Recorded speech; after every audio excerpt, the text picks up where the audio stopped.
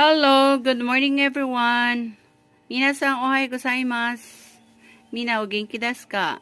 Kyou wa watashi no tochi o orimasu node, douzo mite kudasai. Hai. Itong lupain dito, ibibinta namin ang aming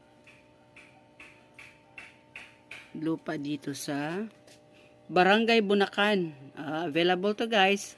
Direct buyer only yung i-ano namin, ha? I-entertain.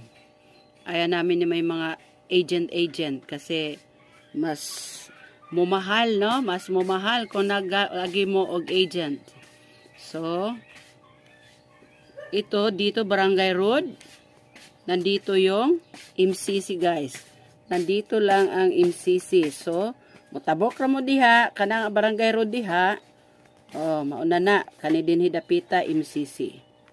So maoning Barangay Road padulong sa Bunakan. Okay, so kani mo ikarsada, 6 meters na sa diha atong right of way. Makasud gawas gid atong sakyanan. So nganhi padung mo diha sa sud, kani. So adi ara di ay nilagpas nako. So kani nga lot, no? Lot 6. Lot 6. Tarong rag na tunig ko an. Okay. So kana lot 6. Unsa man ni? Zoom ra kayo. Kadyot lang. Lot 6.